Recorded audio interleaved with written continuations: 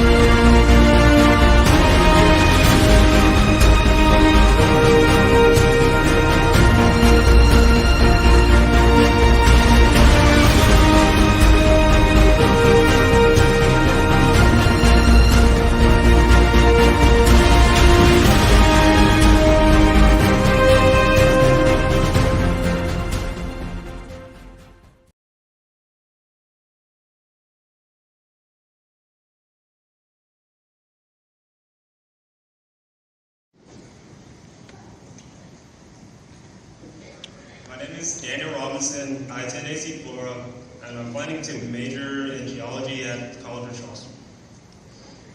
Good job.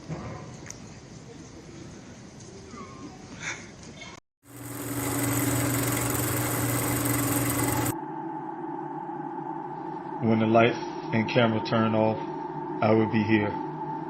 When the interest and conversation fade, I will be here. When there's no one around, a father will do anything it takes to be there for his son, to protect his family.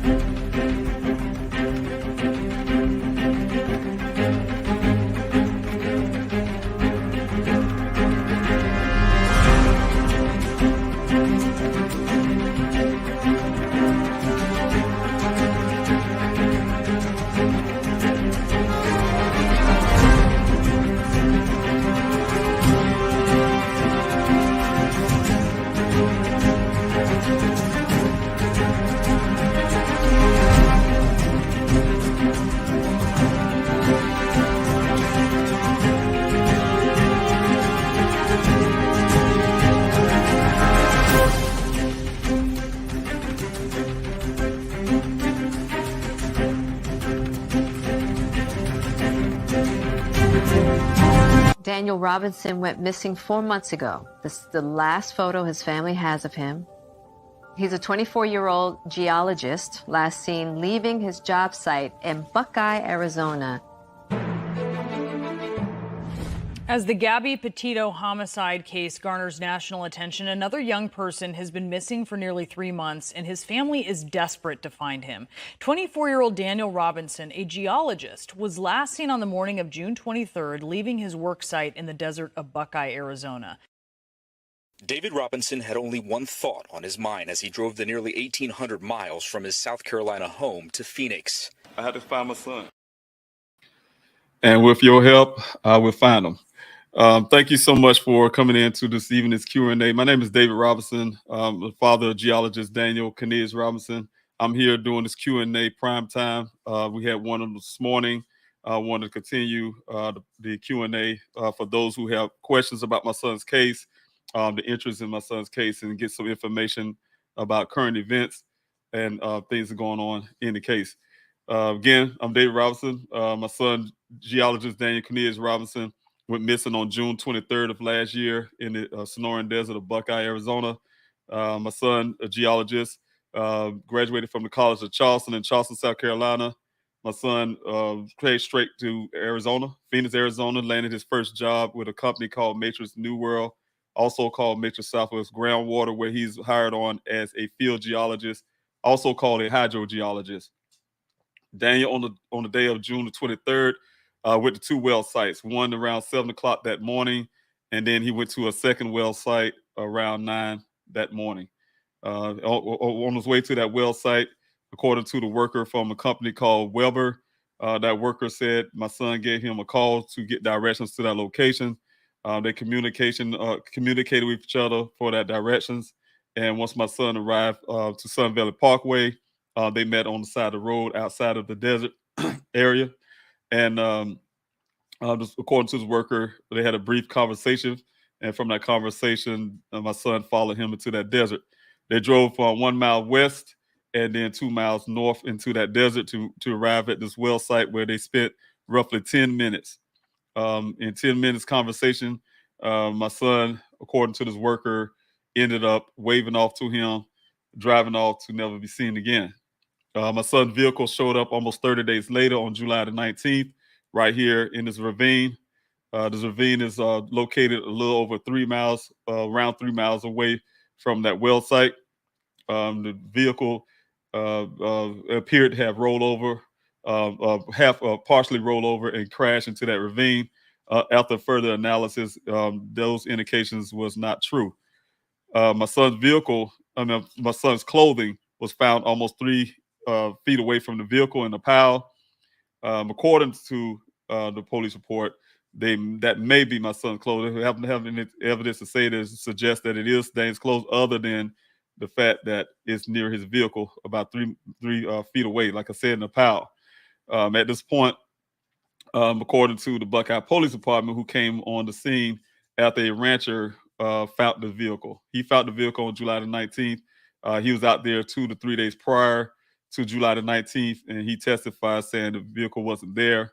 And the reason he was out there because he was chasing his, tracking his cattle. His cattle come down that ravine often to get to a corral that's south of where this vehicle is eventually going to be found. The cattle didn't go through there, but he noticed the vehicle there. Again, he alerted the Buckeye Police Department, who came out and assessed the scene.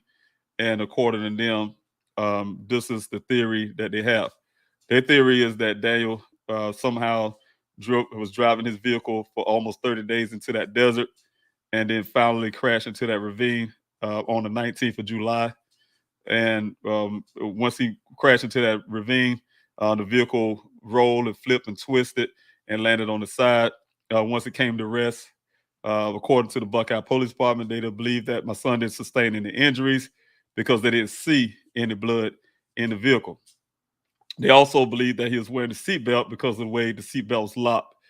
And also they noticed that all the airbags, passenger side, all the bags were deployed. Also, they believe that Daniel exited the vehicle by kicking out the sunroof glass. That explained the glass that's in the square shape on the ground, not too far from the vehicle. You don't see it in this picture here. And but once he got outside the vehicle there, he had a severe head injury, they believe, and that's the reason why, as he explained to me, head injuries make people shred their clothes. He believed that he was hot, and he shredded his clothes, and that's why he put the clothes in a neatly pile there. His pants was turned inside out, but everything was in the pile. They also told me that they believe that my son, because of this head injury, was disoriented, and he walked off, but he had enough sense to walk off and go cool off under a tree, where he probably succumbed to his injuries, or some wildlife animal or something got to him.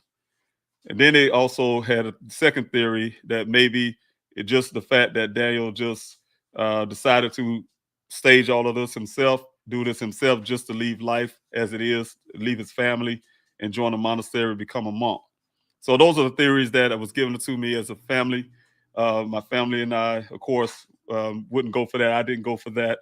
That prompted me to get a private investigator. My private investigator once came on. He immediately, being a private investigator and also as well as an accident reconstructionist, he looked at the vehicle and he saw right through it. The damage on the vehicle didn't match the terrain, according to him. Also, he found red transfer paint on the side of the vehicle that's lying on the ground. That's nothing red in the desert that he could find that a vehicle could come in contact with to cause that red transfer paint, as well as the windshield, the window in the driver's door is unaccounted for, but it is missing. There's no glass in the vehicle. There was no glass that matches, like I said, the glass that's in the door. And also, he busted the theory that the Buckeye Police Department, that the glass that's on the outside of the vehicle, came from the sunroof. That vehicle model and type do not have a glass for a sunroof. It only has a panel. And so he also discovered that. He also got the information from the Buckeye Police Department, the black box data that they pulled from the scene. And from that black box data, he determined and found that the vehicle was driven 11 additional miles after the airbags deployed. It was going on a certain mile per hour that did not match that terrain as well. It was enough room for that vehicle to get up to 30 some miles per hour before it went down in that ravine to crash. So he did the measurements. That didn't work out as well. He also had the vehicle infotainment system sent out to California for analysis. And when it came back, the first initial crash of that vehicle was only 4 hours after my son went missing, around 1 o'clock that day on the 23rd. The vehicle was unseen, unknown. Nobody had heard of it. No know what happened to it from that point, from the day of 23rd, all the way up to July the 19th, when the vehicle finally showed up in the desert. According to the Buckeye Police Department's searches they did, the first search they did almost 3 days after the vehicle was found. And then when they did its next search almost 2 weeks later with Civil Air Patrol, and also with Civil Air Patrol, also the fact that they covered this area where this vehicle eventually would be found, and they didn't find the vehicle there in this area. So they testified in their searches, according to their searches, the vehicle wasn't there for 30 days. It wasn't there after the 23rd. It wasn't there. And so the rancher's, his story is corroborated because of that. The rancher testified saying that the vehicle wasn't there 2 to 3 days prior. It wasn't there 2 to 3 days prior. So we just don't know what happened between when the vehicle first went into the accident around 1 o'clock that day, all the way to July the 19th from that point. So that's where we're at from my investigation. The Buckeye Police Department is still on their theory that Daniel wrecked his vehicles there. Everything else don't matter. The testimony of the rancher doesn't matter. They just want to be headstrong on what their theory is. Daniel just simply wrecked his vehicle and he walked away, and he's going to come back and grab his things. They believe that so much that they gave me everything from the scene, from his clothing to the vehicle itself. They told me personally that they didn't have any more leads to follow. They put it on their Facebook page, and as well told my investigator before giving him the black box data that they don't have an investigation. Of course, I'm not having that I fought really hard, started my searches immediately before the vehicle was found. I was out there with volunteers searching for my son, trying to do a rescue mission. And from that point, at the same time, working very hard for 3 months just to get some attention in the media. God bless that we was able to get national attention finally. And because of that, now the Buckeye Police Department is claiming that they have been doing an investigation and things like that. But the question is, what are the investigation when they don't have the vehicle? They didn't do any forensic work on the scene. They only did fingerprinting under my request. We're just trying to figure out at this point, what are they investigating? So those are the things I've been investigating since day one. My first part of my investigation was to reach out to the last person that seen my son, and that was the guy at the well site. I wanted him to look me dead in my eye and tell me the same story he told the officers on the scene, or wherever he told them on the phone or wherever it was, that my son just literally just waved at him and drove off to never be seen again. Also went as far as vetting his story. After my searches, I retracked his story to see if it was accurate. I found out that those stories do not match. When he said he stayed left with those tracks to make sure he didn't disturb them. And then everything that he gave me led me up. If you follow his story, it takes you to where this vehicle is located, for one thing. The other part is also, as well, in my investigation, I've been finding out about the certain things that was inside the vehicle. Like I said, I took everything from my investigator standpoint, and also everything I collected, and also determined that some things do appear to be staged. For instance, there's a hard hat in the vehicle that Buckeye Police Department told me was filled with rainwater. That hat, the hard hat that belongs to Matrix New World, was filled with water. But in that water, like I said, the hat was a card, a business card, that had to be sitting. If it was sitting there that long since rain time, that card would have dissolved in that water. But it's still looking as if it was just put in that water. And so those type deals is some of the things that I look at, and I can't go farther, but there's some little details of how you really doing a real investigative work. And I'm just a father that's really passionate about my son. I'm going to find answers to what happened to my son, whether the police department does it or not. And I want to make sure you guys also be aware. Since I started my searches out there, I've been only supported by people like yourself who gave me their monies to help me remain here in Arizona, to help me with the searches, to help me get the flyer distribution. Not one dime, not one help came from law enforcement, period. So I want everybody to be clear on that law enforcement have not helped at all. The only time law enforcement had any part of any of my searches is under my request to Chief Hall twice. The first time I requested him to have officers come out to my searches with specific items that we couldn't readily get ourselves because we're just volunteers. I'm just a father. We don't have the resources that the taxpayers pay for them. We don't have those resources. So I asked the department to bring these resources. They came empty-handed. That's the first time. The second time I wrote Chief Hall about sending his officers out to do searches of 2 well sites, as well as, actually at the time I thought it was 4 well sites and 2 mines, 2 vertical mines. Again, they came out empty-handed, and then they came out later that week with a makeshift camera to go down in one of the wells, and as well as a cadaver dog that looks like a white little fluffy pet. Those are 2 things that they brought along with them. Not being a person that wanted to appear to be a police basher, I let that go ahead and go. But I went ahead and decided to get my own company, go out to do the job correctly. We was able to go down to 2 wells. One well is close to 1,000 feet. To check that well, I still have questions about the northern well. And the second well where my son was supposedly had been last seen, also that well was checked. We checked down in that well, and that well was clear. I can tell you the measurements to the story also from the guy at the well site. The guy at the well site says it takes 2 miles up once you take 1 mile west, and then you have to take 2 miles north to get to this well site. I questioned that well site because the 2 mile north would take you to the second well site, which is at the northern end of that distance. I still to this day trying to determine if the well site that we believe was the well site that Daniel was located is actually the well site that he was located last seen. I did see some of those instructions inside that well site on the north that would appear that somebody is burying something. They dumped a lot of dirt down in there, tons of dirt down in there to cover something. There's a lot of instructions there that we're questioning a motive to hide something. And all as well. So those are type things that are going on in my investigation. I'm still continuing to do so. Again, there was no forensic work done on the scene. So as a father, as a person, I'm gonna make sure my son get to do justice he deserved and the respect and the honor.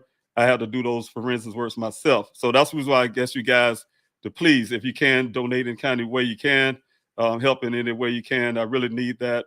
It's really hard for me to constantly ask you guys for things, but you know what?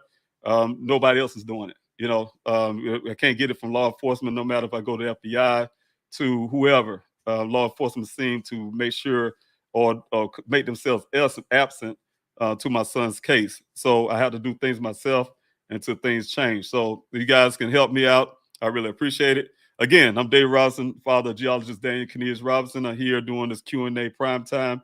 If you guys have any questions about the case, please feel free to ask a question. That's what I'm here for.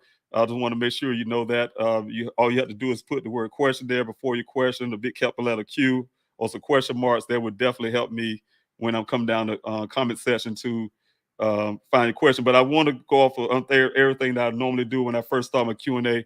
I first wanted to tell you guys, you know, if you can remember to come out on the 25th, there's a big event that we're having here in Phoenix, downtown Phoenix, at the Senate Line complex. Right now, downtown Phoenix. You can go to pleasehelpfinddane.com for more information on the events tab. Also, Eventbrite to get information. The moderators will put that information there, the links to Eventbrite, and all as well as you see here on the bottom of your screen scrolling. The Day of Remembrance on June 25th. It will start at 6:30. If you guys can put on your calendars there, it'll be over at 10 o'clock, roughly around 10 o'clock that night. I hope you can attend, and you guys can go to pleasehelpfinddane.com under the events tab to get more information. But we do, like I said, also the moderators will have that into the chat session. So if you guys can look on that, it would be there. Also, I want to also continue to speak about this because this is the most important thing for me. You know, my first priority is to my son. My first priority is to see justice done for my son, and that's why I'm here. The second thing is things like the event to help awareness for other families, to help other families bring awareness to their missing person cases as well. So I grew a passion for that, and those are the secondary things for me is to make sure that I'm helping other families as well. The anonymous tip line, that is for the one person or the too many persons who are watching me right now, who have been watching my Q&A, who have even also probably been out to the searches most likely, and they know what happened to my son, or they have some clues and ideas, or know what exactly happened, or the person's responsible but reluctant to say something. I have paid for this tip line. You could either be anonymous or non-anonymous. It's your choice, but I paid for it for you. It's your service. It's for you. I definitely made it catered to nobody else in this Q&A but yourselves to utilize this line. Live operated 24 hours a day, no matter what time you feel like doing it, or any time of the day, any time of the night. There will be a live operator to take your call. Very courteous. We'll also allow you to be anonymous. I won't know who you are.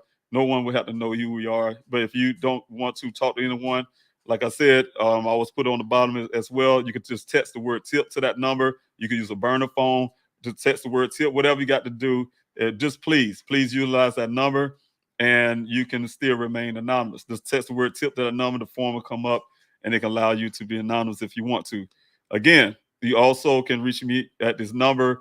I prefer you do it through the tip line, but if you want to talk directly to me, that's the number there. You want to leave me a message, that's the number there, as well as the email address that you can reach out and send me information. That's also for anybody else who have comments, suggestions to whatever. They can utilize you can utilize the cell phone number as well as that please help find Daniel at yahoo.com for messages. So also I had to put out that also for right now, Q&A for going forward is only going to be on Wednesdays. I had them on Monday, Wednesday, and Fridays, but I will be just doing it on Wednesdays like I'm doing today. There'll be one in the morning and one on the evening, prime time. So doing the Q&As just on Wednesday, that give me more time to do other things in search of my son, and as well as some other events and things we're taking care of. That give me more time to do some investigative stuff as well. So thank you guys for being part of this Q&A.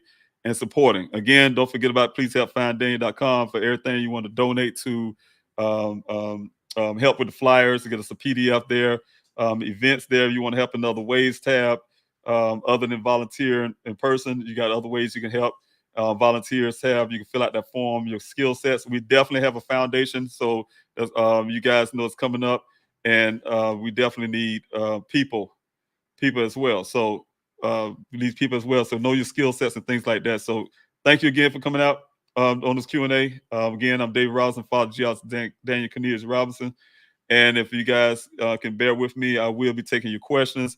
I'm gonna start at the top here and start working my way down the comment section.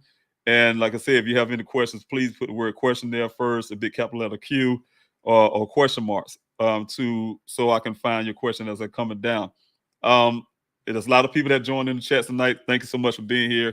Thanks for subscribing to this channel and sharing. Those are the biggest things. If you haven't already, I would like you to do that now. Hit the like and subscribe button. That helps the algorithms to get my sons to get this Q&A and also this channel out a little farther to reach more people. So if you guys can do that, that helps a whole bunch. You guys got us at 1,000, a little over 1,000 subscribers already, and that's because of you signing up, like, share, and subscribe to this YouTube channel. So that helps out a lot. Like I said, to get this YouTube channel out there. All right. So just continue to try to spread the word. We definitely need to try to reach as many people as I can to keep everything operational and keep those people who's responsible, those people who know, aware that I'm looking for my son, and also can say something. Just find the right person who probably seen something, know something, and just so happen to move. You guys can reach that person as well. All right. Thank you, everybody, for being here. Thank you, Sherry, for being here on this evening's Q&A. Primetime, I really appreciate it. Minnie for being here. Thank you, Barry, for being here. And also thank you, Sherry. Thank you, Sophia, for being here. I really appreciate you coming out here again, moderating and everything else. Thank you so much. Also, thank you, Brooklyn Michelle, for being here. Good evening to you. And thank you for your prayers. I really appreciate it. Thank you, Mar, for being here as well. Thank you, Izzy, for being here this evening. If I don't get your names, I want to thank everybody for coming out. I'm going down for a little bit of names right now until I can find my first question for this Q&A, because this is a question section. I was want to hear some of your questions and want to answer those right now. So thank you, Theseus. Thank you so much for being here as well on this evening's Q&A from the Facebook. Thank you, Shauna, for being here on this evening. Thank you for moderating. Thank you for everything you do in the background, as well as Aaron. Thank you for being here. Thank you, Regina, for everything you have done and you're doing for the cause of Daniel. I really appreciate your hard work and everything you do with the fire distribution as well as the desert searches. Thank you so much for being here. All right. So if you guys have any questions, don't forget to put the capital letter Q there, the question mark, or some indication where I'm coming down the comment section. I can actually see your comment. Thank you, T and Wildflower, for being here this evening. Thank you for coming out this morning as well, being part of the Q&A. All right. All right, Shields Nation, also thank you for being here this evening. I'm glad you're in. I'm glad you're in here because I'm sure that you have something great to ask, and I really appreciate that. I appreciate your questions every time. So thanks so much. Thank you, Carolyn, for being here, and thank you for being also a service member, a retired service member. Thanks so much for coming out also as well, a fellow person at arms. We also going to be military family as well, as I thank you for being a part of the family out there in the desert searches and in the flyer distribution. Thanks so much for taking your time out to be a part of this Q&A and continue support on everything I'm doing out here. So thank you, D Love. Thank you for your question again and being here. I have my first question with D Love, and I thank you for that question. Mr. Robinson, in the still shots, was Daniel wearing the clothes found? Well, on the still shots we have will be clothes that he was wearing. If you're talking about still shots, the one I have, that's the Waffle House. That's before Daniel went missing. And no, it wasn't anything that looks like was on the ground there. The clothing on the ground there, we haven't really identified. I cannot say it is his or not, but it's something that we haven't seen him wear as a family. I'm not sure.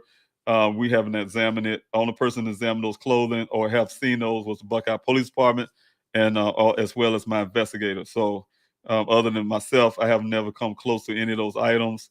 Never took them out of evidence bags or anything like that. So I don't know what they really look like close hand. But the pictures and things I've seen, I would not identify them that way. So no, we don't have any still shots and things like that. What he was wearing on that day, he went missing. All right. If I can find those, that would definitely be helpful. All right. Also, thank you, Shauna, for your question. David, will you advise to a family who is just experiencing a missing loved one? What would you advise to a family who just experienced a missing loved one? The top first 3 steps that they should take. Well, the first thing that I would do, of course, the first thing we do is what I have done. I'm saying? That's the obvious. The obvious stuff I have done, first of all, was did my due diligence first, and that was to find out if indeed the person I love is missing, right? And that's what I think most people would do at first. We definitely would be making phone calls and things like that, check the house, or if it's a child, different things like that. So we'll do our due diligence first, and from that point on, we know as a family, when your person is missing. So of course, the first thing you do is try to put in for a missing person report. You try to get the answers you can as soon as possible. This is urgent. So you're in the urgent fight or flight mode, and you definitely want to get things done quickly. One of the things is I can say, and I'm learning a little bit, a lot of these things we're hearing now about, this 12-hour wait and this hour wait, a lot of this is not even police policy. It is something that people just say, and even officers themselves, when you call in, will tell you that. But the first thing I think I'll tell as a family, knowing that, is to also, if they tell you, hey, you need to wait 12 hours or you need to do this, and then you ask them what policy states that in their department. And I guarantee you most likely they don't have that, and then they would have to take your statement immediately. I would demand them to take your statement and you'll put in your report immediately. That's one thing. The other part is, one of the first steps I would be doing is, like I said, staying on top of the police department. When I say stand on top of them, you got to call every hour on an hour, every 30 minutes, whatever it takes. And you find out who's the officers who's going to be in charge of looking for your loved one. There's always going to be one, at least. And whoever that officer is to take the initial case before they call in the detectives and things like that. That's the person you really, really stick to. And make sure when they're finished dealing with whether it's a night shift or day shift, when they're going on to another officer, then you make sure you get those names, you get those badge numbers and things like that. And try to make sure, do like I did, try to record everything, whether it's writing it down, time of day if you can. I know it's hard doing that when you're going through that fight or flight mode, worrying, but try to get all the details that you can, as much as possible, what the officer said or what they're doing and things like that. So make sure you do those type things as well. One of the things is that I learned, first starting off, is definitely, try to help as much as you can, much as you can. The officer they need certain information to try to help you find your loved one. Yeah, work with them. That's what we have to do. We definitely have to work with them. And that's one of the things I have done at first, and make sure I give everything I can, possibly all the information I can to help the officers locate your loved one. And again, one of the things is I definitely say, don't ever just take any answer that somebody give you, whether an officer or not, and it don't sound right. You ask questions. One of the things you ask a lot of questions, no matter if it sound like dumb questions or not. It irritates the cop or whatever the case may be. You ask those questions and you demand those answers. So those are some of the things, and it's a lot more in details and hindsight. If you definitely father, and I can go break down every little detail like that. But some of the bigger things I say is the first thing you do is make sure you it depends on the situation. Make sure you give an avenue for yourself to be able to put your person's story out there. That's one thing that I've done at first was start reaching out to the communities, reaching out to the Red Cross, to you name it. I just started going out to organizations, like going out in the street. Going out in the street, I'm literally in the street every day, all day with my daughter. We just ride around, checking, doing some searches ourselves out there in the street to try to locate our loved one, and as well as try to reach out to all the resources you can, rather sending them emails and text messages on how they can help you find your loved one. And I just didn't leave it on to law enforcement. I also try to do some things on my end as well. And I'm glad I did. Hindsight, not knowing that things were going to happen with this department the way it did. But what I'm saying is, definitely make sure you do that. And also, it's probably good if you was to establish quickly when you realize a day don't pass by, a day or so pass by, your loved one's still missing, and no one is out of really working hard, or they don't have any answers. It's good to start really quickly, start trying to establish some type of, if you decide and you want to go out there and search for yourself, it's kind of good to start establishing some form of website or something, or some Facebook page or something with your loved one's name bearing that. And that's the reason why, because a lot of times when you put a face and put a name and a story behind your person, that make people, volunteers and everybody else who want to help, be more empathetic, and they can see what's going on with the eyes. Sometimes we are very visual creatures as being human, and when people actually can see things like that, they're really willing to help. When you put it out there on social media, to to your website, whatever the case may be, people will tag onto that and say, hey, they want to help. And that's what happened. I was had a lot of people who, when I wanted to start my searches, jump on board.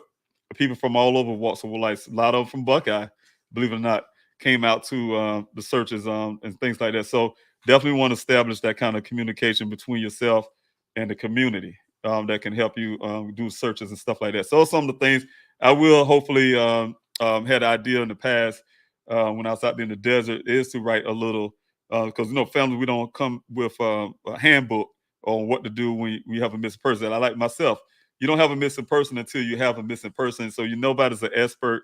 Don't know what to do. To this day, I'm still learning as I go. You don't know what to do. So it'd be helpful for people like myself. I even reached out to John Wash many times now, for instance, because one of the things I needed was someone who actually been through what I'm going through, can give me some pointers on how to search and things like that. Of course, I didn't get any feedback yet, but those things is important when somebody else can share some of their experiences with you and what to do next. So my goal is to hopefully have something like a little pamphlet or something for family members to have some of those things like you asked Shauna, that they can do when they first have a missing person. What I have been through, what I've learned can help the next family. So that's some of the things that I would like to do as well is also give something back to the community and the people. That way nobody have to go through the same experience the way we have, me and my family. So, all right. Thank you for your question. Thank you, Coco Puff. I like that name. Thank you so much for being here on the YouTube side of things. And thank you for your question. I've missed the last month of updates, but have any organizations or groups offered to help in searches or funding lately? The Black and Missing Foundation has helped with their funding, and I'm really grateful. They gave it very, very early on when I first started really getting into my searches and things. They gave a really great donation. That's an organization, nonprofit organization that actually donated to the cause. Also have a big donation for some of the organizations like the Kendall Ray. I don't know, and a lot of people do know who Kendall Ray is, and her husband Josh gave a great big donation towards my efforts and what I'm doing and stuff like that. So we have some also as well, people like Gisela K from Grizzly True Crime, and as well as John Q and Q Carlott. Some of the people who actually have fundraisers and things to help towards and merch lines and things to help towards funding and stuff like that to keep the searches going and help support what I was doing. So a lot of that stuff came from organizations like that. But nonprofit organizations, the only one was the Black and Missing Foundation that actually did a donation, as in coming out physically to help. No, I didn't have any foundations or anything like that come out to help. I did talk to a lot of them. Like I think Aqua Search is people always throw and ask me about. I did went out to them, reach out to them many times in the past. I did finally get in touch with a guy named Dave Rader at the time. And of course, I was told that my son's case don't match their profile, whatever that means. And of course, they did not come and assist.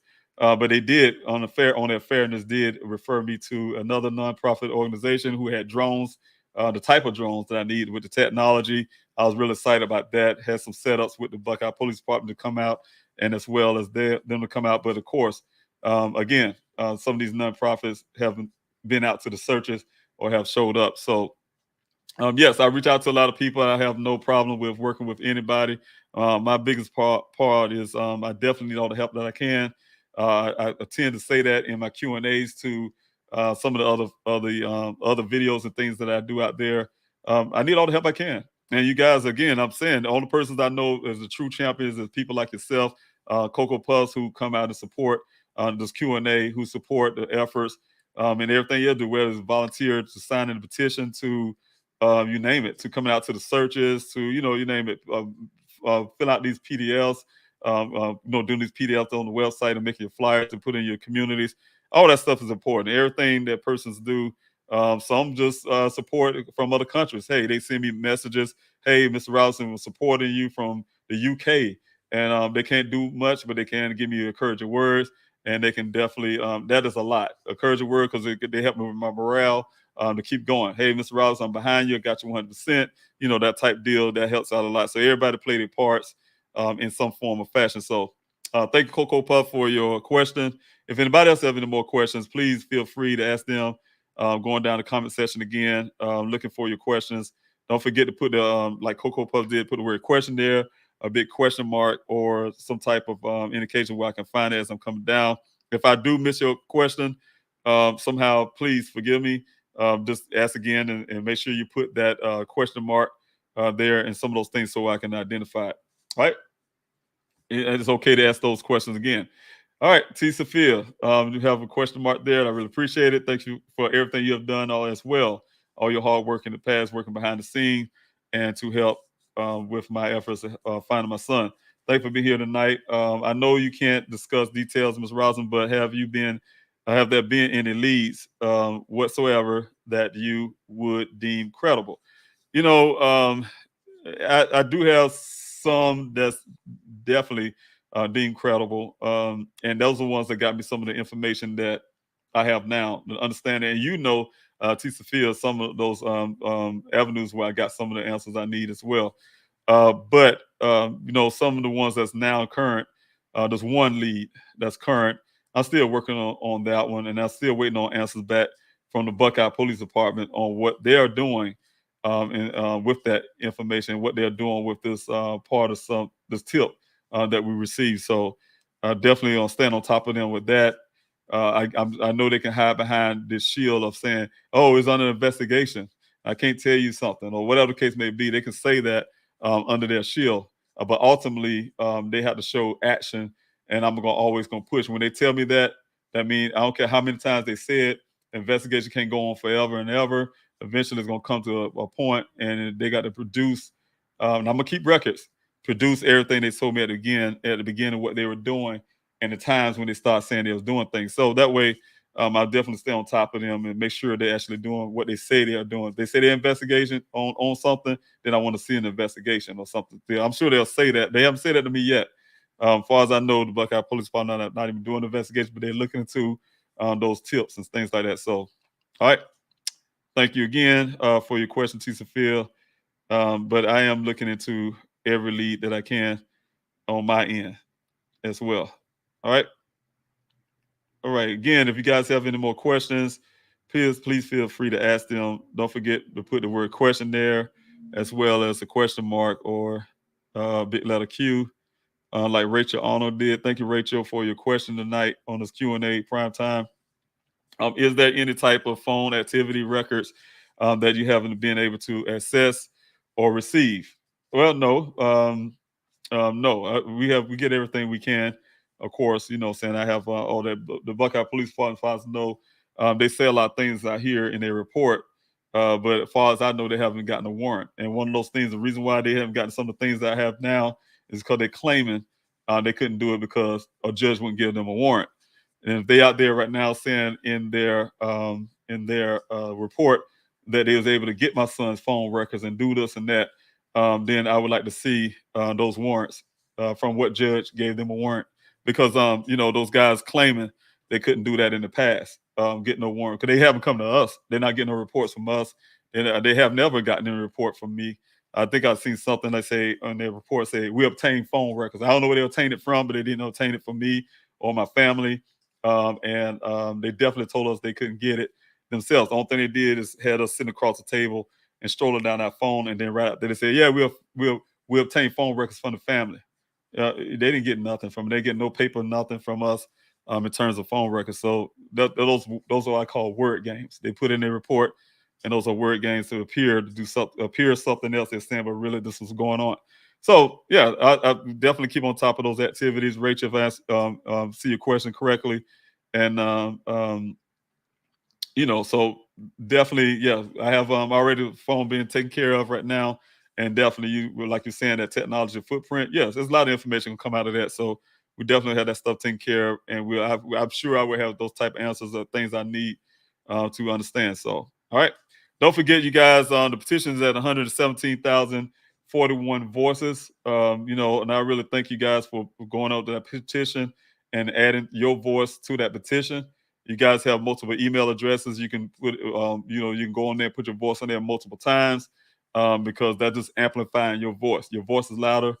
We have multiple emails, of course, and that definitely helped with those numbers. Definitely, I know it's going to be a point of time and a place that I'm trusting in God to give me the right time and place when I utilize those petitions. Some people say, "Hey, when are you going to use the petition? When are you going to use the petition?"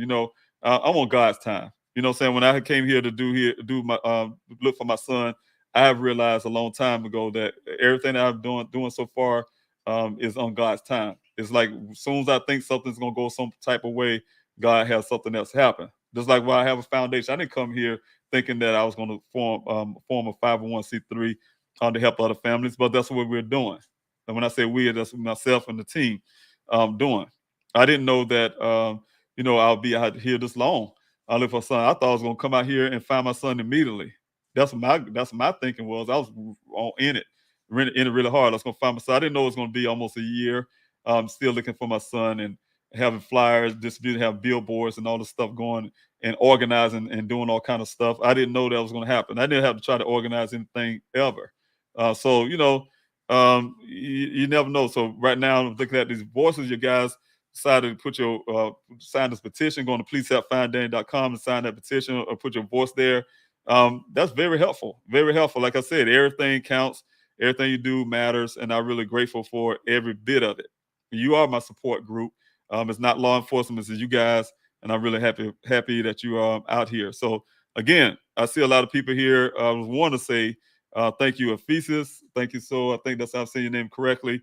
I really thank you so much for being here this evening, as well as Rachel again. Thanks so much for being here as well. Dodge Fender, thank you again for being here.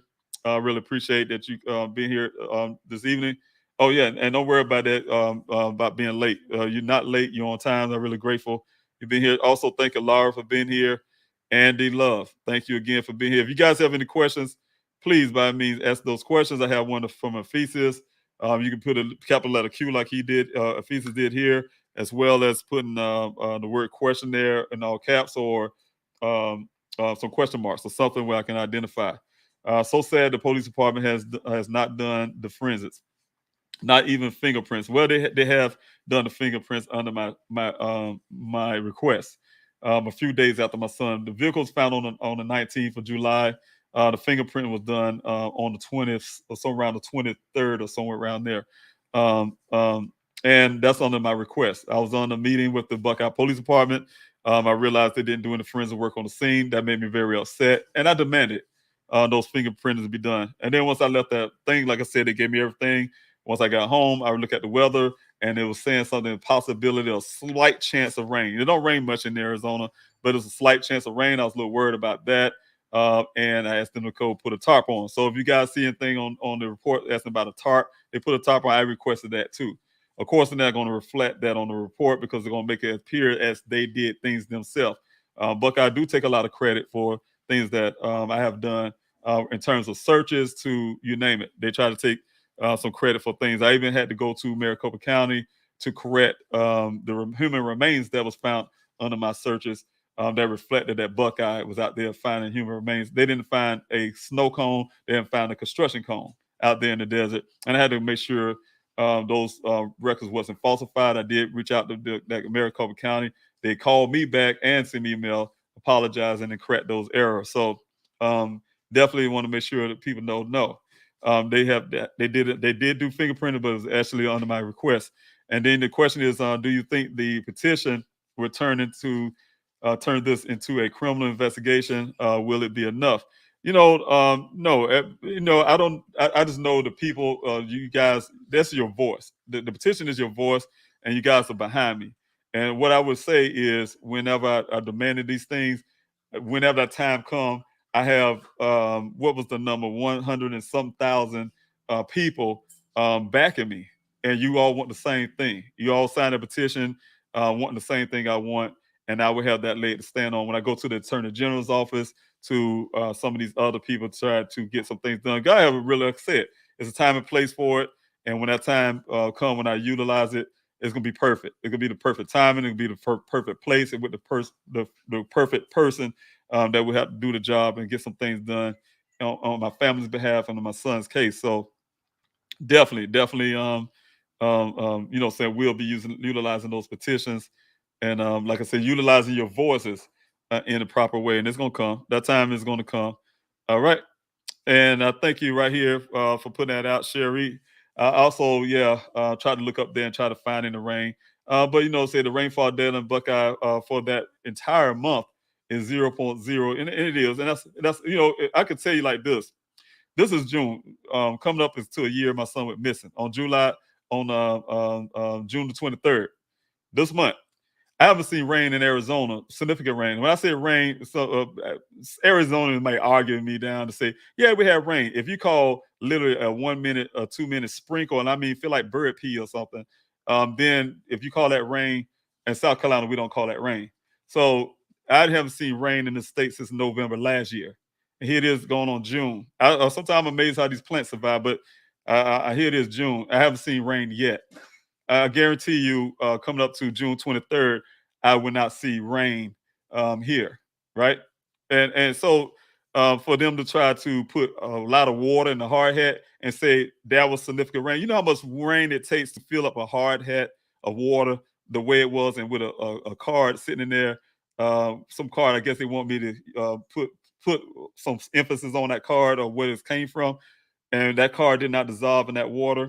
And that how much water it takes to fill it up. It's almost like if the weatherman tell you how many inches of rain fell in a day or in a week or whatever the case may be. They have these little things and measure. You know how long it would take, or how much span of water would actually take to fill up that one thing. It takes a lot of rain. It was not raining like that. It wasn't monsoon season that deep into monsoon season or anything when my sons went missing. And also during the month of July, when the vehicle was found. You know what I'm saying? So almost a month later. So you'll see the difference. It'll be the same thing every year. Matter of fact, we're going through climate change, and it's getting less and less rain. And that's the reason why some of these rivers and areas in here in Arizona are drying up. These lakes or whatever they got here are drying up because they don't get significant rain. They don't get enough rain and stuff like that. So it's a bunch of scam. It's a scam. I have peeped it out. I got my evidence and things. I'm just waiting on my forensics, and I have some things to present. So you guys can be looking out for things like that. You can just use your common sense. First of all, God will give us that. We have a lot of common sense. I think sometimes people, and they don't expect, some people don't expect you to go as far to find evidence and to go as far to find answers. And they think they just can tell you anything like they did to me. For instance, I'm not accusing the Buckeye Police Department of anything. Only thing I'm saying is they think in my opinion, thought I was just going to walk away. Hey, we don't have no more leads to follow, Mr. Robinson. I mean, they even call me Mr. Robinson, real nice. We don't have no more leads to follow. Here's your son's things, and we don't have nothing else with it. This is what we believe, and that's it. And I'm supposed to grab my son's things, hurry up and get that vehicle. He wanted me to touch that vehicle for some reason. Detective Biff wanted me to touch that vehicle that day. I would not touch it. Wanted me to touch the vehicle really bad. You better get out of here, or we're gonna have a total away, and you're gonna have to pay storage fees. Threats like that to get that vehicle out. They want me to take that thing, get it out of their way, and go back to South Carolina, where I came from. That wasn't going to happen. That wasn't going to happen. I'm not leaving here without my son. My son came here to this state, made this state great again, and I'm not going to leave without my son. So they can hang that part up, and that's what the problem is. They didn't expect that. They didn't expect national attention to come in their way, and all you guys constantly hitting them up. They didn't expect all of that. And I'm sure they are really bothered by that, and it's going to keep happening until they produce something, So thanks so much for that comment. All right, D-Love, thanks for your question. Mr. Robinson, if you can share, has any from the Waffle House or gas station come forward and verify seeing Daniel? No. As far as I know, no. And I left that up to my investigator. That's the stuff they do. I really try to be careful about running up on people and trying to question them. Except for the guy, like I said, the well, I had to question him. It's not just investigative thing. It was a father thing. I know my son. I've been in my son's life, and I told you guys that before. All my children been in their life from the time they came out their mother's womb, and I've been there from day one. I know my child, and what somebody tell me, some other grown man telling me something about my child that's opposite what I know about my child. No, you're gonna have to tell me in my eye. You gotta look me in my face, man to man, and you're gonna have to tell me that. So that's one of the things, the reason why I approached this guy and made sure I had to hear this story from him. And like I said, he changed his story. That's not reflected in the report. I had witnesses there.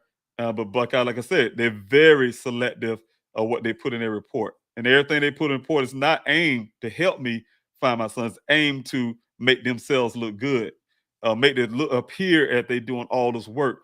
Make it appear that they're doing certain things. So that's the only thing I get off of their report. And I get tired of it. I'm sick of it. I don't read this new stuff. And they watch the Q&A and they hear me say some things. And then lo and behold, what I was talking about on Q&A, it show up in their report. Oh, we did this. Oh, now all of a sudden, here it is almost a year later, there's water damage in the vehicle. Only because I'm making a big deal about the water in the hat that don't match. Don't match what happened with the weather and the terrain. Again, I can move over to the left here a little bit. This is an area right here. If y'all look under this vehicle right here, that's an opening. That's an opening right here. According to this rancher, in significant rain in the monsoon season, that is, not at the time when this vehicle's there, in the deep in the monsoon season, a lot of rain. They have flash flooding. Water come down this ravine. It goes right down through there. Go down right under this vehicle. Go down. It's a slope. It goes downhill. It goes down here, and what that ravine leads to is what it calls the Hassayampa River, also called the Wagner Wash first, and it jumps off into the Hassayampa River. And that water flows through there, rushes through there. And when it rushes through there, it carries debris and all kinds of things like that, right? If you imagine, if this is filled up with water rushing down through here and that vehicle sitting there, it'll be a ring of dirt and trash and debris stuck right there, limbs or whatever the case may be. There's nothing there because it never was there, and it wasn't raining significantly like that. So it's a lot of common sense things like that. So you can say what you want to put in a report, write what you want to write, and it don't make sense. It don't add up in reality. Then something's wrong. I call out falsehood in my opinion. So that type of deal. So I'm not going to fall for that. I'm not going to continue to tolerate that. So that's why I speak out about it so much. You guys, this is usually common sense. And when you're reading that report, and then you'll see what I'm talking about. Some things just don't match the other. Two things are not alike. What's been said, and again, like I said in the Q&A this morning, when you continue to try to cover up one thing, you just make other things worse. It just don't add up. So, all right. I got a question here from Ruthie. Thank you, Ruthie, for being here this evening. Did I miss you when you will be on Nancy Grace? Nancy Grace, she have a lot going on, of course. Yes, I will. You haven't missed it yet. The interview is coming up. I will. I'm getting some information back from her team when we will be doing the interview. But it is coming. It is coming. And she did tell me yes. Well, not Nancy Grace itself, but her people. Yes, I will be doing that interview with them really soon. So I will update you guys when that happens. I'm really grateful that she gave me that platform to put my son's story out there. And I'm really grateful for her, everything she's doing on her behalf. So again, yes, look forward to that. I will be mentioning that on the Q&A probably next week.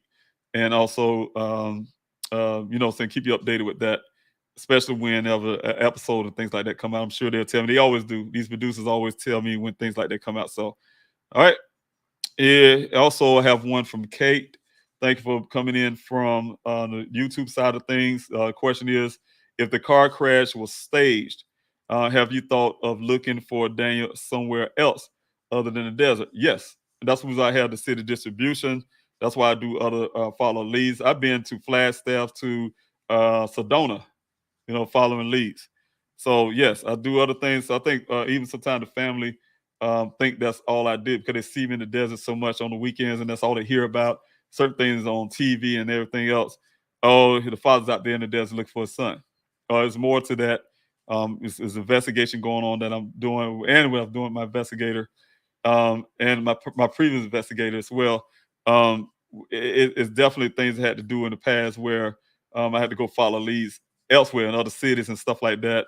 Of course, when I first started this thing, I was looking at the homeless shelters to the hospitals and things. I still continue. There's a lot of hospitals, a lot of homeless shelters here in Arizona, and I'm sure I missed some. And so it's a continual effort. So that's why I had the flyer distribution and things like I say. I really want to believe in my heart that Daniel somehow escaped that desert, and everything I do know is one of those things that just I can Daniel escaped it somehow. So the thing is, I look at other ways too. Yes, I just don't look in the desert, but I have to look at the desert, and the reason why I have to look at the desert because some of those things that was last seen, like I said, this guy who told a story about the desert. Has some other indications there that I can't share that would say, hey, possibly if he wasn't in the desert, I'll say about criminals, the way I look at it, when this vehicle showed up, for instance, the vehicle showed up out of the blue only because the criminals knew and they hear me talking about it on local news. Everything I was saying, they just made it happen. Hey, I'm out here in this desert because that's the only place I knew at the time, looking for my son. Okay, we're going to produce this vehicle in the desert, so he can find it. Law enforcement didn't find it. It's right here. They say they did 2 hard searches with a sophisticated equipment, helicopter, Phoenix Firebird helicopter, with all the technology. The vehicle wasn't there. But whoever did it wanted to make sure it was there because they knew I was in the desert looking for my son with these volunteers. So that's the way I look at it. And I do look other places as well. All right, baby girl lad, thank you so much, 12, for being here on the Q&A on YouTube. Any updates on Dane's phone, computer, forensics research? No, I'm still working on getting those computers and stuff forensically done. I'm trying to get the funding for that. All that's going to have to be done together. Daniel have a work computer. He has his personal computer. He has these clothing that's on the ground, the boots, the safety vest. He also had the red transfer paint. Also have to find out where that driver's door glass went to, and also why is this glass that was on the ground? A lot of people that's missing right now because of people picking that glass up, believing out as souvenirs and took it with them. But where's the driver's door glass? That type deal. Also, the airbags had to be forensically done separately. All those airbags to make sure nobody's there. There had to be forensics done inside the vehicle on the carpet. There had to be some fibers and stuff sucked up to make sure nobody's DNA is in the vehicle. That kind of stuff. All that matching, all that stuff had to be taken care of. And so it's going to take time and money, and I'm working on that. So, of course, I wish some of the stuff can happen overnight. That's my prayer because I'm not living on the time of just relaxing and waiting on things. It's urgent for me. My son is missing. It's urgent for me. I wanted it to happen yesterday and the day before yesterday and last year. And so it's kind of hard for me to have to wait myself and try to get things done and try to come up with ways to get it done. So, all right. But I'm working on it. I'm working on it, baby girl lad. Thanks so much for your question. Also, Dog Defender, thanks so much for being here and your question. Were the clothes in his size? I need to find out what those sizes. I don't know what size those clothes are. I would never give it to me. I'm still waiting on a report from my former investigator to some of those information and things like that, what he found. I have yet to this date got any kind of full report from him and still waiting on that. Were the clothes in his size? Like I said, I know shows the same size as Daniel. I really don't know. And those are the type things I need to find out as well. And I won't know that until he released some information about what I paid him for. I paid him for the information. I need those information. So, all right. If anybody have any more questions, don't forget to put the question mark as Dog Defender have done, or a big question, word question there before your question, or some question marks or things like that to help me find you as they're coming down. I do want to have one from D Love. Thank you, D Love, for your question. Mr. Robinson, does Daniel apartment complex have cameras? Yes, they do, but only around the office. I did check that. I also spoke with Daniel's neighbors to try to get answers and things like that. If so, can you access the footage? Yeah, I tried that. Like I said, it's just surrounded just the office itself, as in the buildings and things like that. No, they didn't have any cameras. I did try to see if anybody had Ring cameras and things like that, and that wasn't available as well. A lot of those apartment complexes don't allow you to put Rings, I guess, on their stuff, so that type deal. So, they didn't have any cameras, and that's one thing, unfortunately, I couldn't get. So thank you. Sean also reminded everybody, hit that like, share, and subscribe button. Definitely can help spread Daniel's story. That's what I'm here tirelessly trying to get Daniel's story. And just like the question that was given to me earlier, no, I'm not just looking just in the desert. I'm trying to reach out to any form, fashion to find my son. I don't know it all. I can go by common sense, and I can go by the available evidence I got, or whatever the case may be, but I don't know it all. So I don't know what happened to my son. I don't know where he's located, and my job is to find that out. So the only way I can is to look at every avenue. Some of the things I don't even want to look at. When the Buckeye Police Department told me that maybe my son joined a monastery and wanted to be away from his family and join a monastery, become a monk, what you think I did? How ludicrous that sound, how stupid, and how I know my son would not do something like that, and it only makes sense. And I think it was really an insult. I did it anyway. I searched the monastery that was near that area. When I say near the area, of course, you had to go off Sun Valley Parkway. You had to go 2 S's west to get to this monastery, but it's not in walking distance, and nowhere near in walking distance or thing like that. But I had to check it anyway. Of course, it's closed down, and that was due to COVID. But I had to check it anyway, only because they spoke it out their mouth. Maybe they own something, maybe they know something, and maybe that one also knows something. So I had to check everybody. Everybody to me is somebody I question. I don't just not question everybody. I question everything and everyone. So that's the whole point. So I had to make sure that he indeed was not in a monastery somehow and became a monk. That type deal. All right. Baby girl lad, thanks for your question again. 12, thanks for your question again. Is it true that Daniel took a bus to the Waffle House? No, I don't know about a bus. I'm not sure. I think it was, it could have been a bus. Yeah, I think it was a bus going there, and I believe it was a something like a Uber or something back. But yes, the day that he went missing, instead of using his car, was it typical for him to take a bus? No, rather than use a car. As far as I know, no. According to his sister, who's here in Arizona, no, no, that's not Daniel. You have a vehicle, and that was one of the things I didn't really like hearing that happened with Daniel dealing with the Waffle House. So, that's the type thing. But I have questions with that, and we get those answers from that. And those answers, believe it or not, is coming from the still photos that the Buckeye Police Department gave me.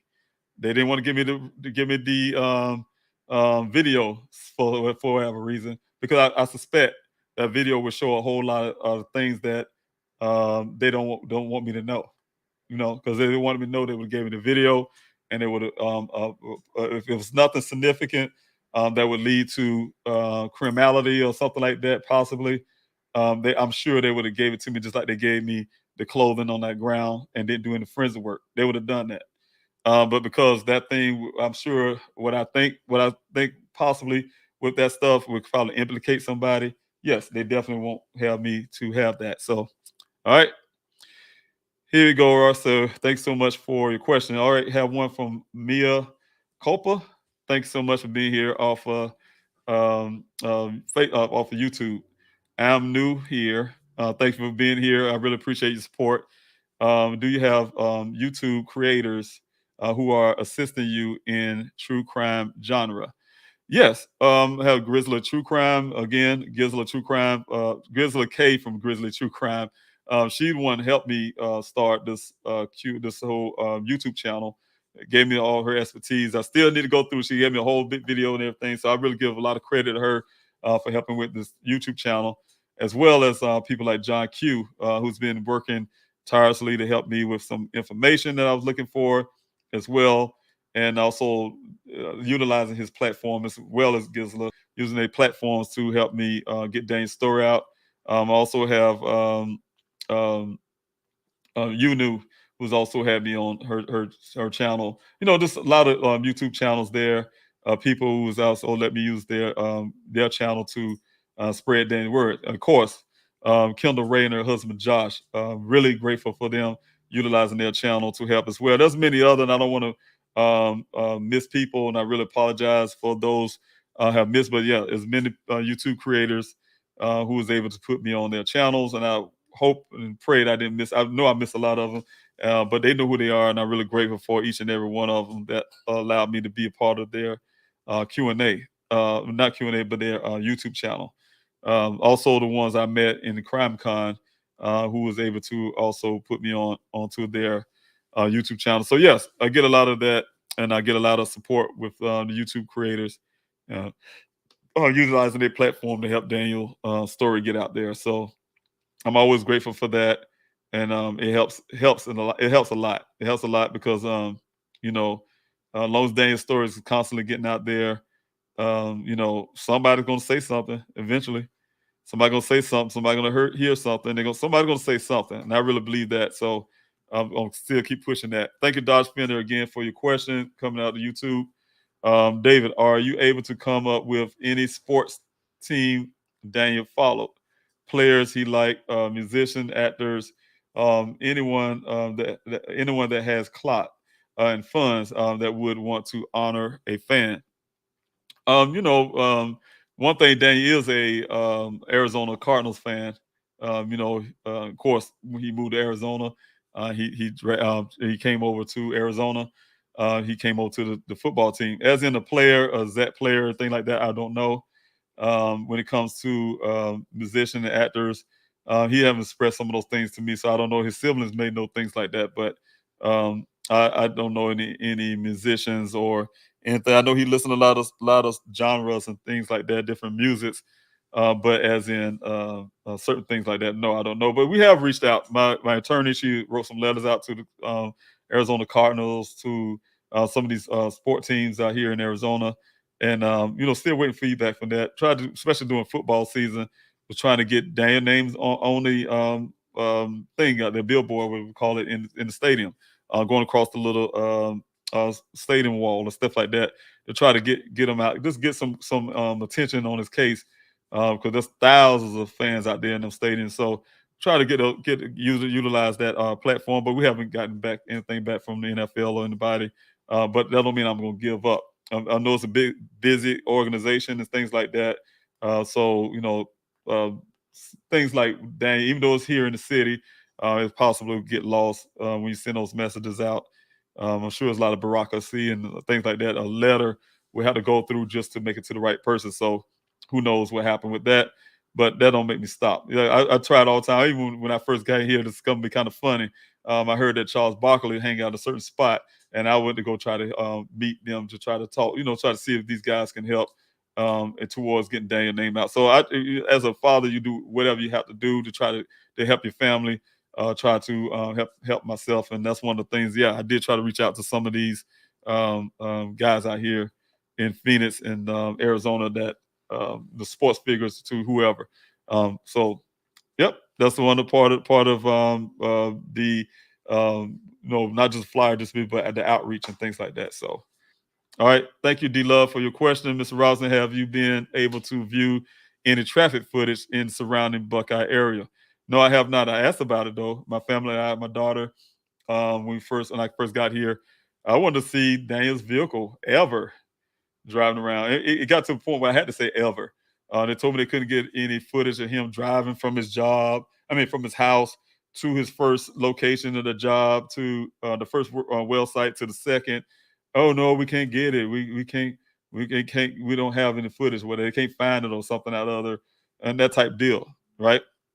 But they only had only footage we can find is one that was his vehicle. You guys probably seen that picture, that little blurry back of his vehicle.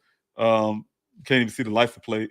that they use on the flyer, their own personal flyer, and you couldn't even tell what color the vehicle is. That came from some video or picture they got from when my son was driving to California to see his sister. So that type deal. So they definitely uh, um, um, didn't want to get me that for whatever reason as well. They tell me they couldn't get that certain thing they just couldn't get. Because I don't know, anybody can look at any major intersection and see that cameras are always there looking at us at those intersections. You run that light, a lot of those intersections will take your camera, take your picture, take you smiling in your own vehicle, so they can say, "Hey, you can't say it wasn't you." Those cameras are so good to give you a ticket for running a light or whatever, or turning right on the red or something, whatever the case may be. Or if somebody was robbed a bank, they can track that vehicle from that bank all the way to wherever they go. So I don't believe that, but they claim they couldn't get that stuff. So yes, I didn't never see any traffic footage, and I wouldn't know any other place you can go to get traffic footage other than the police department themselves. All right, so all right. Also have Baby Girl Lab 12 with another question. I recall Ken saying that when Daniel was leaving, that he didn't go in the direction of his home. How would he know which direction um, led to Dane's home if he just met him? Now, if he used the word going back to his home, I can't recall that. That would be terrible, like you said. But what I was imagining, if he was saying that, when Daniel left that well site and he made it to the T junction, he didn't turn left to go back to the main road. If we would say main road, that's more understandable because you're going back to Sun Valley Parkway. You make that left turn on that T junction, that dirt road, comes up to that T junction. You got to go right farther into the desert, or you go left back up to Sun Valley Parkway. Now, if he said the word road, then I can go with it. If he actually said the word home, then I don't know why Buckeye wouldn't even pick that up. That this guy was so story so jacked up that he would say something like that. So that type deal. So I know I can't verify that. I can't remember if he said the word home or not. How would you know which direction leads to Daniel home if you just met him? That's true too. Yeah, you don't know where Daniel unless and according to him, they only had a 10-minute conversation. But one of the biggest thing that gets me in that conversation, I know it's off your question, is that I always kind of think about too. This guy, he's not only a driller of the well, he's also a doctor who can actually see. I don't know. He didn't say, but the only way my son had brown eyes like mine, and you can look in this camera right now, you would not be able to see if my pupils are dilated or not. I don't have bright color eyes, hazel eyes, or green eyes, blue eyes, whatever the case may be. My eyes is brown, dark brown. Some people think it's black, and my son's eyes are dark brown. And unless when I go to the eye doctor and things like that, they take a light. They'll put a little light in your eye to see what your pupils look like if they're dilated. And I doubt if my son was standing there for him to put a flashlight in his eye to see if his eyes are dilated. This guy said, I checked to see if his eyes was dilated.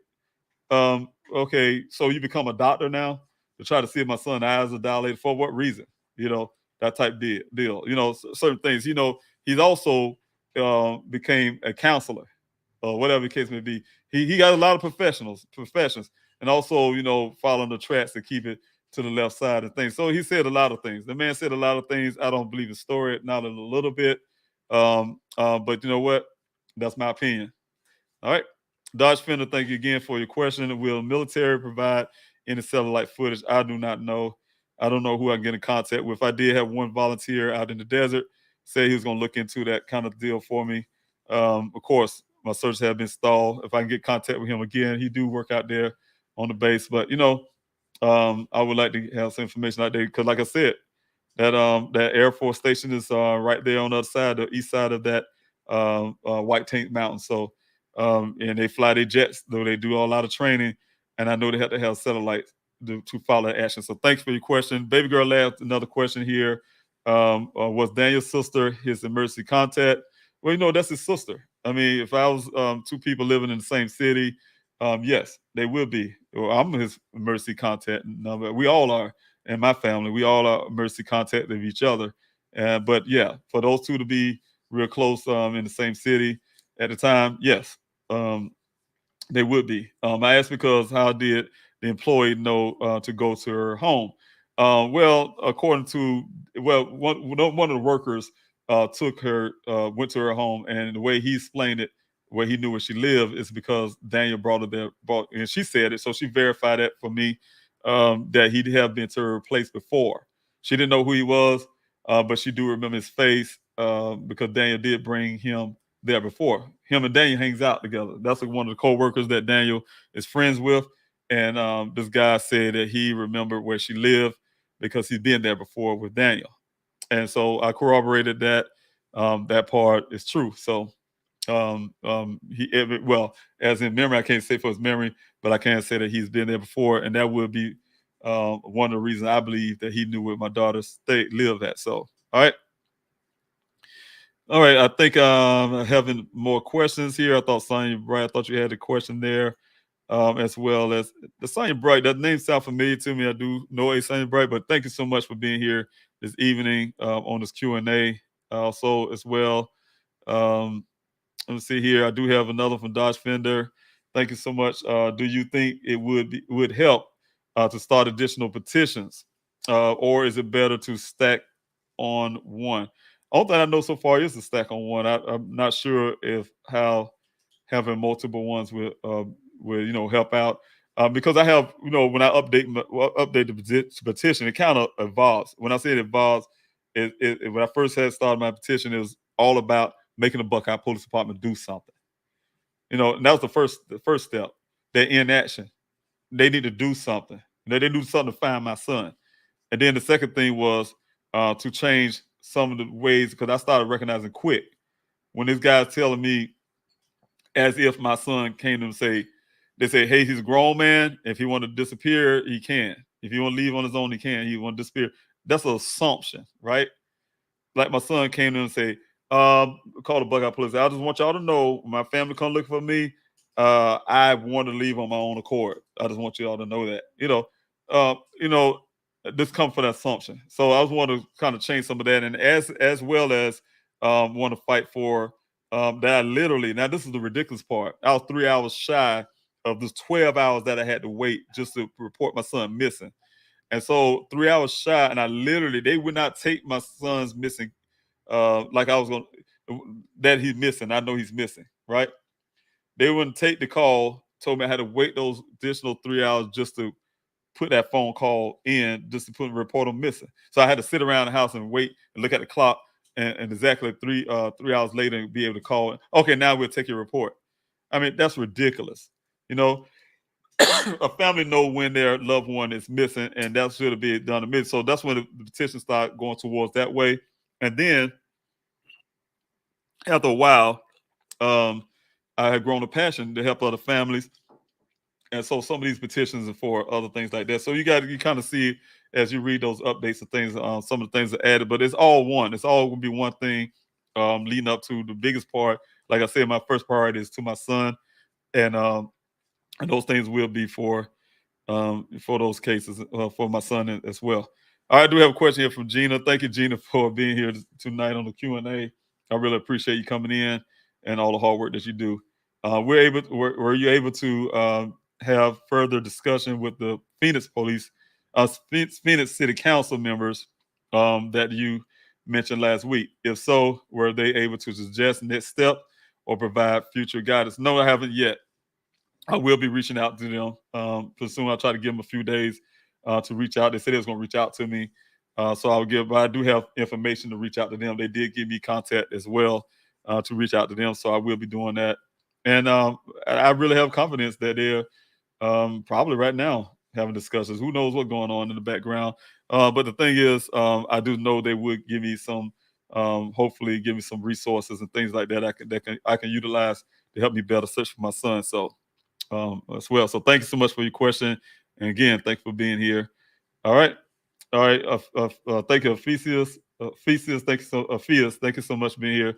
How much follow-up has been done on the white girl and her circle that Daniel got acquainted with?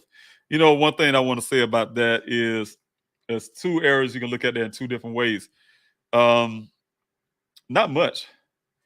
As far as I understand it, and and I'm really disappointed about some other things too, but I'm going to keep it on Buckeye right now. Not much. It's pretty much that this lady said something, and I'm not calling her a girl because she's a grown woman, just like my son. Um, she said something, and they just wrote it in their report. And when they say vet the story, it couldn't have been vetted the correct way, right? And the reason why I say all of this because according to my son, and according to this report and everything else that we know, there were two people there that night. Two, when my son came to that door. Two people, two young ladies. It ain't just the one that you guys hear in the report, it's another one. But somehow they made sure this other one is a silent witness. They didn't question her. You don't see nothing reflecting in the report about who this woman is. They questioned her. She was there. She seen my son. But they take one side of the story.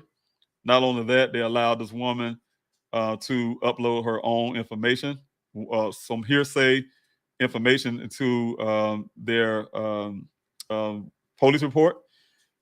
One side of the story. Text messages on my son's side on his phone, deleted.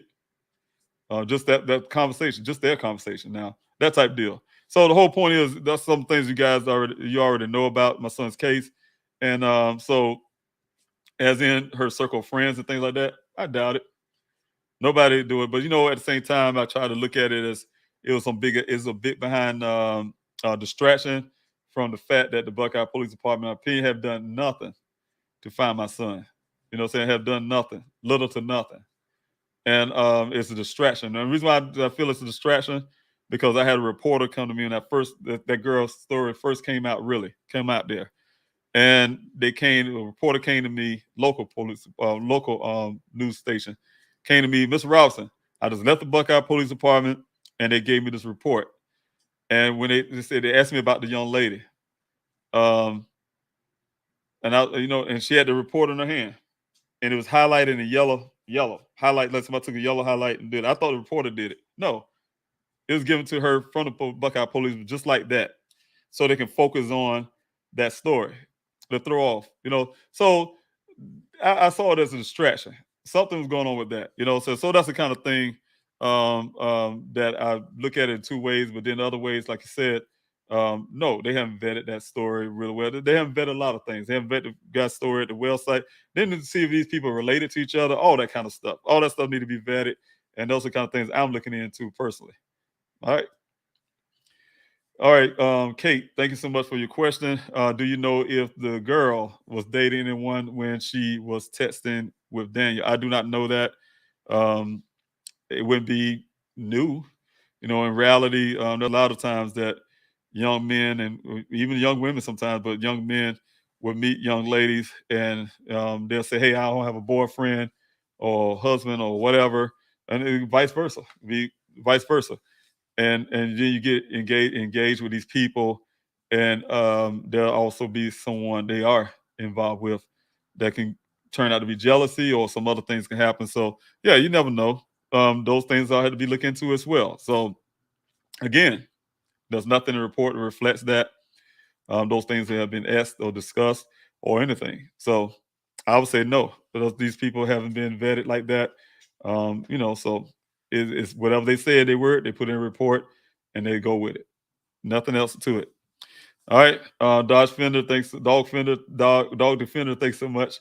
Have any of these officers been reported to Internal Affairs? I didn't know Chief Hall, the chief of police himself, was suspended, and one of them even quit. One of the guys in that team quit because of falsifying documents of crime statistics. But he's kept his job as a police chief. That's amazing. That says a lot about Buckeye. But he kept his job after being suspended for falsifying documents. So when I see some things I see in the report, like the falsification that I said as a father that my son was in love and wanted me to know, I definitely say, yeah, they can falsify anything. All right. I hear hear the laughter, but it says in foul. but I don't know. I don't get the last part there. Okay, these officers have been reported to Internal Affairs. I hear the laughter, but it stays in the file. Okay, I get what you're saying. And it's possible. Yeah, it do stay in their file, and those are things you can look into to find out with Internal Affairs. But the Internal Affairs need to go in there as well. I do know the Justice Department was in Phoenix for the Black Lives Matter protests and things that was going on surrounding that in the past. I think the Justice Department is still here in Phoenix. I would like them to look at the Buckeye Police Department and really go into that and look into their practices and things like that and see what's really going on. I love them to look into my son's case and see the things that's going on as well in this case. So hopefully that'll happen. I'll be saying things and doing things that maybe somebody would finally go that direction and just take a peek. Take a peek and look at some things. They may be surprised. I know I was when you may be surprised. So thanks so much for your question. Rachel Arnold, can you recall when Buckeye LE started treating you differently? Was it around the time the SUV showed up? Yes. It was around the time when, okay, of course, you rely on the police department. I did everything I can as human. My daughter, we both cooperated with them, did everything we can, come up to them and talk to them when they asked, try to provide them with information about Daniel's movement on his bank account or anything. Just try to help them as much as I can. But then once my investigator came on the scene, they gave me that lame story that my son may join the monastery, become a monk, or this head injury theory that don't make sense. And they thought I was going to buy it. Hey, here's your son's thing. They probably thought I was going to go. But no, I went farther and got myself a private investigator who came and started questioning their theory. And once my investigator gathered all this information, all this evidence, isn't that just information, it's evidence, all this evidence, and then some of the evidence came from their own data pool. He got his evidence together and started. At first, he be honest with you, he wanted to take it to a different department. He wanted to go to Maricopa or somebody else because we just didn't have trust in that department. But lo and behold, they're the jurisdiction. We decided amongst ourselves to go ahead and release all this evidence to that department. Once we did that, to this date, that relationship had changed. That's when once that evidence been given to them about this red transfer paint to the 11 additional miles to whatever, all the stuff that we know, they shut down. That the whole department shut down. They didn't call me no more. Didn't have anything to do with it. I mean, I had chief of police. So I'm like, man, you can call me anytime. Give me his personal cell phone number. Oh, yeah, blah, blah, blah. But now, all of that changed. All that changed immediately once the evidence was put in their face about this vehicle appeared to be staged where it was located. And to that point, it seemed like a scramble to make sure the story that my son did this to himself exists. And that type deal. So, or cover themselves and things like that. So that's the way I look at this whole big picture. And that's how it was presented to me from that date that we started. We gave us evidence over to that department. So, all right. Question here from Carolyn Ayers. Thanks so much. The question again, and all for all your hard work, and thank you for serving this country and everything you do. Do you need supporters at the city council meeting tomorrow? Oh, yes, of course. I mean, if anybody want to show, yes, of course, I would love that. But yes, I definitely would. Always. I really appreciate that. I'm definitely going to be there to speak of my son. I just want these cities to know that I'm out here in the city searching for my son. Bring awareness for these other Buckeye and make awareness as well. But I'm also was petitioning them to do just link my son's case and send it to a different jurisdiction.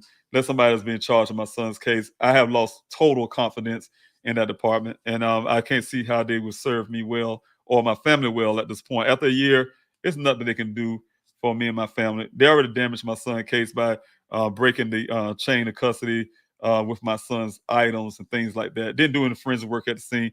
I don't need them to continue to do damage to my son's case. It's better to have that sent over to someone who can handle my son's case, willing to do it right and things like that. So I will be reaching out to these other departments to see if these guys can help me in that effort, convince the Buckeye Police Department to do the right thing. So that type deal. But yes, I would love that kind of support. If you guys can, watch, I think they have the virtual stuff for those who cannot be there, as well as listen in and things like that. Or if you want to come up support, I really definitely would love that support of the community. Always need that. Thank you. All right. I think I have a question from Facebook user. Okay. Question regarding your son's expenses. If you have been left untouched, does law enforcement not find this suspicious? As far as I can tell, they don't find anything suspicious. They don't even find the crash scene suspicious. So if you talk about Buckeye law enforcement, no, I don't think they think nothing suspicious. Only persons that would think something suspicious, outside sources, outside agencies would think this is suspicious in nature, everything. So, as in Buckeye, no, I don't have the confidence. Like I said, I just said a while ago, I don't have any confidence in that department. I don't have no confidence in the mayor. I don't have no confidence in the vice mayor, the whole city council up there, or the city manager. And I'm calling these people out because they have no empathy in their body, no empathy to even say anything to me as a father who's been out here almost a year, searching in their desert with hundreds of volunteers out there, searching acres of land, over 40,000 acres of lands out there, and they're finding human remains and things like that. And they still, to this day, refusing digging their heels in, refusing to even say hello to me. So, for a department like that and people like that, and a police department like that, no, I don't have any kind of beliefs in my heart that these guys would care about anything like that. What you're asking, finding anything suspicious. They just do what they do, and they are what they are. People show you who they are, you need to believe them. Just like Maya Angelou say, I really always keep that in my head, and it's the truth. That people do show you who they are, and you just got to believe them the first time when they show you. All right, what can I do? I live in Arizona area, but now live in now live back in Scotland. Okay, Scotland, and try my best to still spread his messages just in case. What else can I do? And I really appreciate that. You can go to the pleasehelpfinddaniel.com website, and that's other ways to help. And you can fill out that form no matter where you're at. We know that's your skill sets there can help us in many ways as well. As continue what you're doing, spreading Daniel's word as much as you can on social media, and also I wouldn't know in Scotland, but sometimes I imagine I'm like, man, what if this person who knows something moved to Scotland, something, and that may be that person need to hear back in the States. The father's looking for a son, so I don't know. Sometimes I think all out like that, and I have to. have to think very very broadly, and so sometimes I do that. But as in what you can do, those are the main things. Sign a petition, you can do that as well. Every help that you can, anything you feel that you can, that helps in many ways. So thanks so much. God bless you for the help that you have done so far in my efforts to find my son. Again, I've run out of time here, everybody, for this Q&A. I'm getting really close to the end here. I'm trying to find the question. If you guys have any more questions, please feel free to ask your questions. Thank you, Larnell, for being here. I really appreciate it. I'm really happy to see you here this evening, sir. Thank you for coming in the comment section to join in and support. All right, and all your hard work that you do in the background. All right, baby girl lad 12, here's another question. I really appreciate it. Can your lawyer demand the Waffle House to hand over the footage to your lawyer investigator? It's integral to the case. It's the last sighting of your son. The Buckeye Police Department had that footage. They already have that footage, and I'm sure they still have custody of that footage. And if they do, it makes me wonder how they did it without a warrant. They just let the Waffle House just gave it to them, just to give it to them on their own accord. But that's a good question. So I would have to, if they was able to get it, I'm sure they was asked to, or the Waffle House themselves may decided to save it some kind of, because a lot of times these cameras after so many times, 30 days, they kind of overwrite unless a person actually put in on a hard drive to record or something like that to hold on those footages and stuff like that. So I don't know. I would like to find that out. But other than that, I do know the Buckeye Police Department have that footage. Rather they took all of it and then have the whole custody of it somehow. I don't know. But yes, definitely would like to have that. I just have pictures. I have pictures of the video that they got from the Waffle House. And that's something. All right. Baby girl lad 12. Many buses and Ubers have cameras. Any chance you can reach out to see if they have footage? Yes, I haven't thought about that. I don't know how long it lasts on those buses, but I haven't thought about that. That's a good idea. Never done that. Never thought about it. I guess because last time I rode a city bus probably when I was in high school somewhere, and I'm sure technology have changed, and they do probably have these cameras on the buses now. They should, because all kind of things back in the day when I was doing that, they used to have all kind of things going on the city bus. So yeah, that's really good. They do, and if they do have those type deals, yes, that's a good idea to check into those as well. So thanks for that advice. All right. Thank you, Carolyn, again. Question, thank you for being here. Question, repeat question. Do you need supporters to meet you at the city council on tomorrow? Yes, by all means, if you can. I definitely would love all the support I can. So, and you do enough already. I really appreciate everything you do. So, but yes, that would be very nice, and I really appreciate it. All right. I have the love question here. Mr. Robinson, have local tribes offer any assistance as far as searching or sighting of them? Yes, I have one in particular. Very good guy, very close to him and his brother. Very good people. They're both natives and indigenous people, and they definitely helped me in those behalves. Daniel, like I said, I have a investigator with an investigator. He's another investigator that works for me as well. So, all right, thanks so much. And I do have connections with the reservation. So because of that, all right.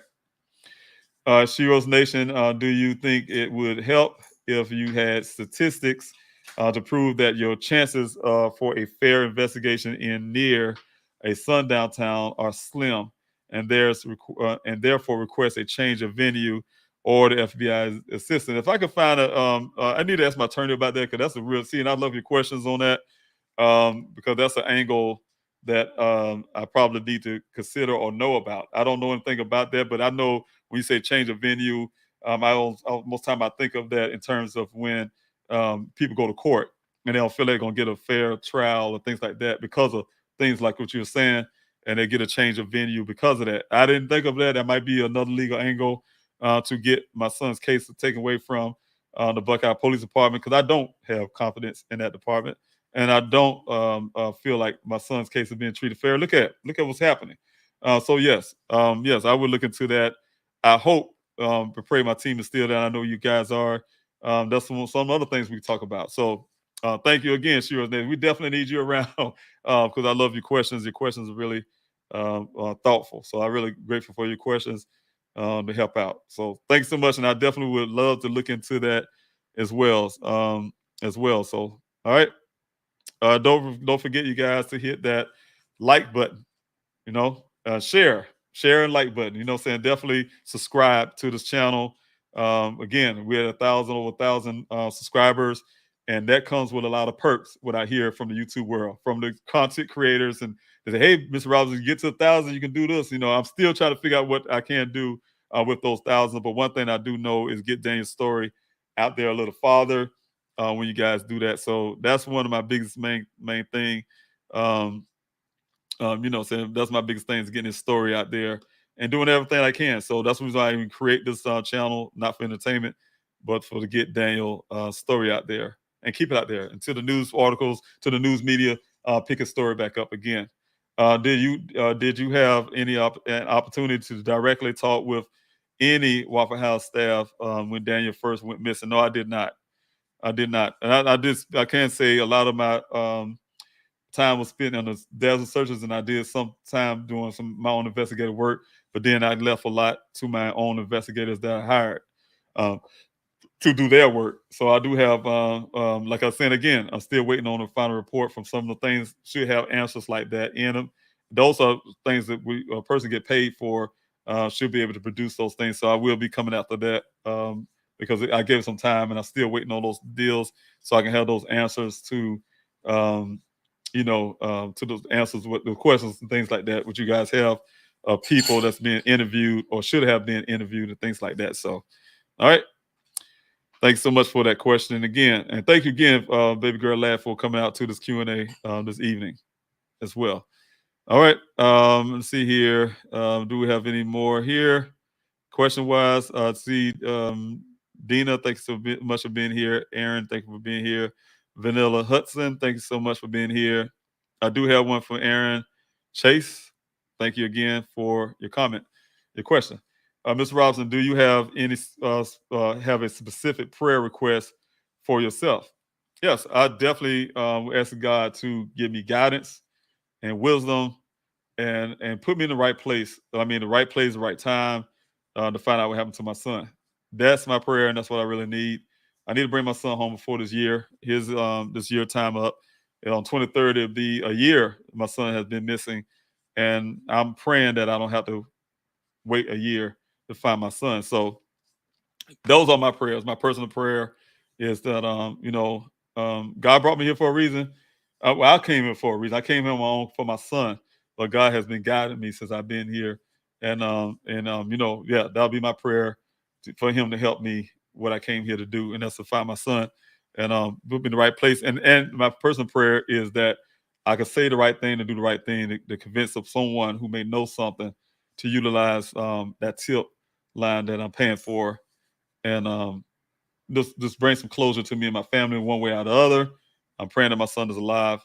However, if anything else other than that, is at this point, you know, we just need some form of closure as well. You know, so definitely want that kind of prayer. That's my prayer. My personal prayer would be. All right, thank you for that question. All right, Crimson 789. Not a question, but you're seriously and a exemplary man. Oh, thank you so much. I really appreciate that. Your wife, or your other children, and Daniel's mother are very lucky to have you. Right. Thanks so much for the comment. I really appreciate that. And again, I hear that a lot, and I do. And one of the biggest things I really appreciate. And I'm not going to knock off what people say, and I try to learn to do that. Um, I want to imagine in my head that any father and a mother would be doing the same thing. The only thing that bothers me with that is that I would not say that my own father would have done that, right? And I hate to say that, but it's the truth. I come from a single parent home, of course. And the thing is, from my experience from childhood, I couldn't imagine a man who wouldn't be there for their child, right? Or any woman. And but we see that so many in the world. We see mothers even killing their kids, and certain little things that happen in the world. So, and we have these families without fathers, or whatever the case may be. And you ask yourself the question, you be wanting so bad to believe that people feel the same way you feel about your own kids, right? This is your offspring, for lack of words, and your own child, and it is impossible to. I don't know. Maybe it's just me, but I know it's not just me. It's many people. But it's impossible not to be doing what I'm doing if you really love your children, or love your person. So that's why I say I don't really look at it like some big thing for me. Like, oh yeah, I'm doing what I'm supposed to do as a father, and I'm just trying to do the best I can as a father. So that's all the way I want to explain it. So I don't really want to knock it off. I hear it a lot, and I'm really grateful. It made me feel good, and I really thank you so much for saying that, the comment, and also in the way of thinking about me. Really appreciate that. I hear it a lot, and I'm really grateful for it. And thank you so much. All right.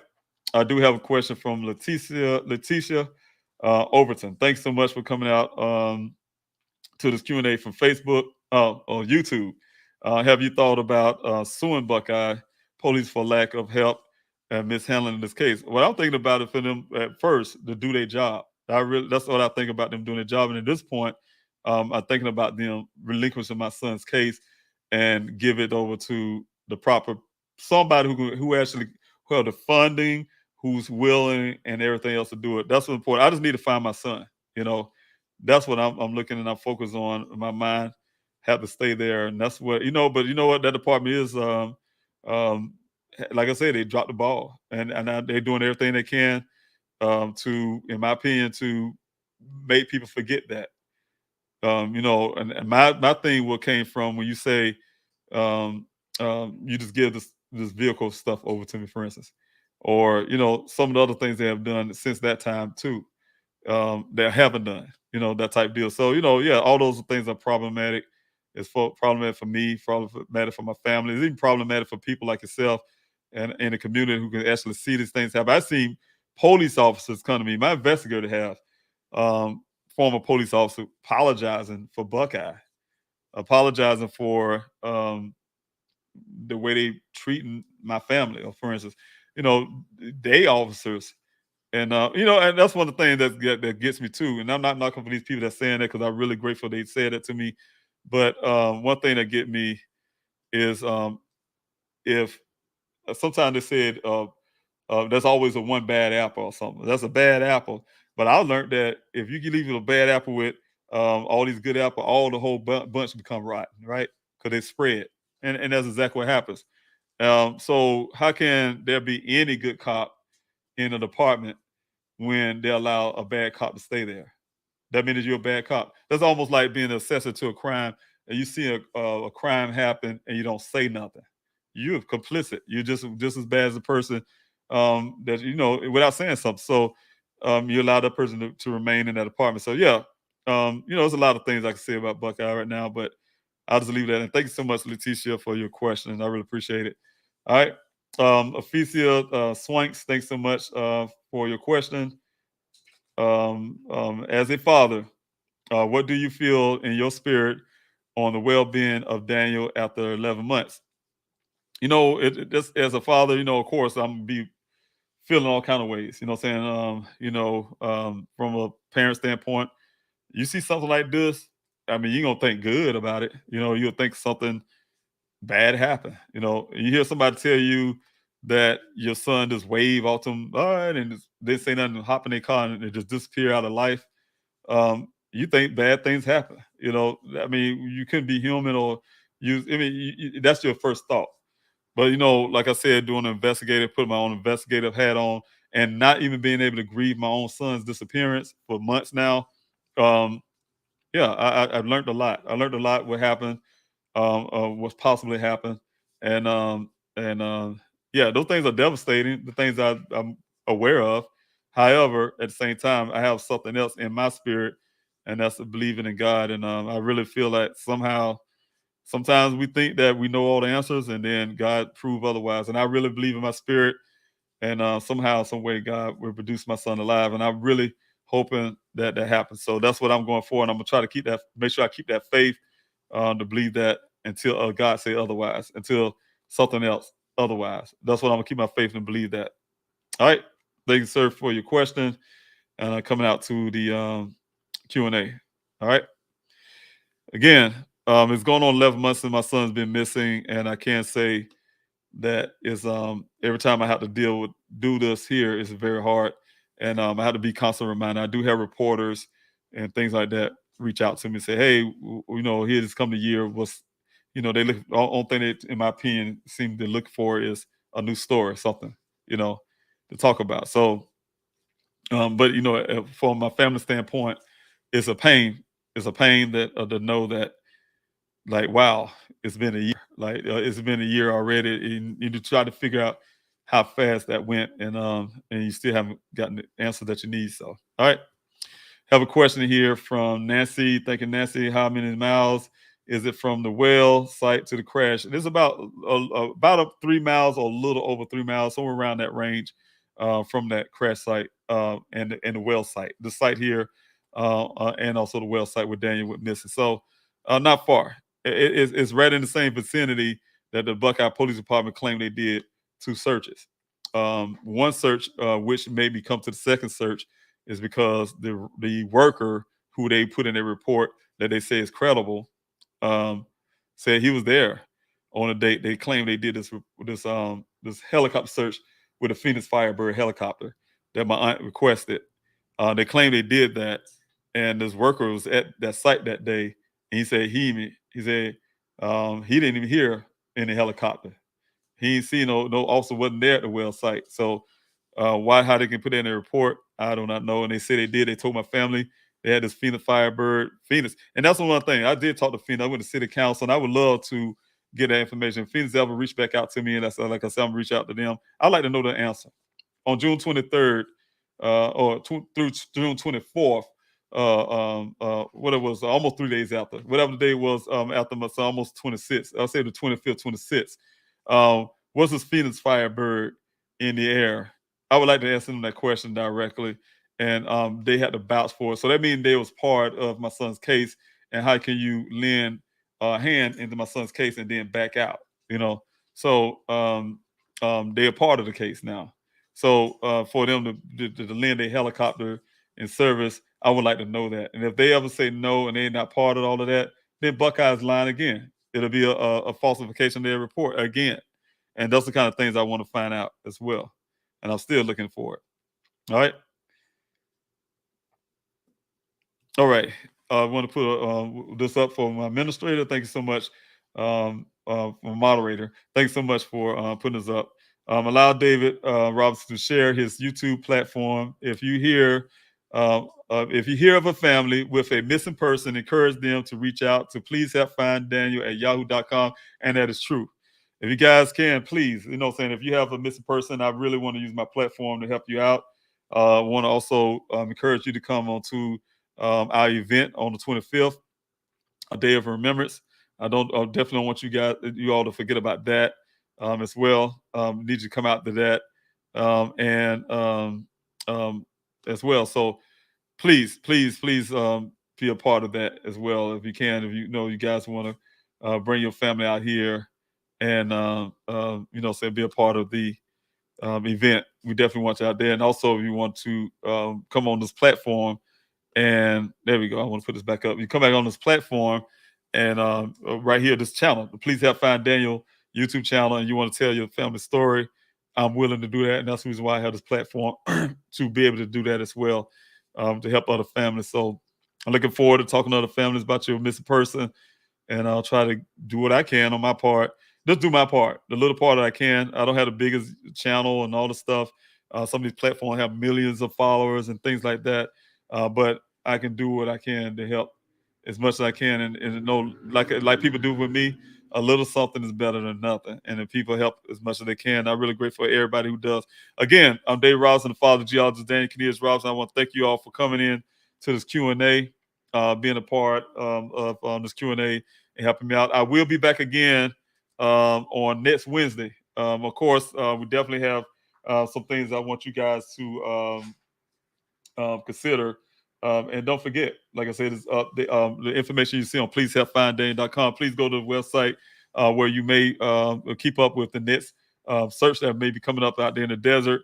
And you guys can keep up with that, as well as, like I said, the events and also many other things that you find on the website. Again, we definitely want families out there. So if you can, please, like right here on Barry was saying here on the comments here, hit us up. Please help find Daniel. Please help find Daniel at yahoo.com. Give us, hey, look, you want to be part of the event. You want to have your table. You want to be able to bring your flyers and your pictures and share your loved one's story, and also give us the opportunity to get you in touch with some of the resources we have. Yes, please hit us up and let us know that. We definitely want to help as much as we can in every way that we can. So please do that. Remember to keep in prayer for these other families and pray for our family as well. I will be ending this Q&A for this evening.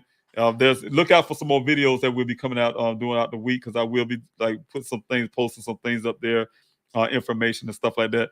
Things I may have forgotten about in this Q&A that I would definitely need to put out there again. Thank you guys again for this being part of Q&A. I'll talk to you soon, and I hope you have a wonderful night. And I will be going. So thank you so much. God bless you.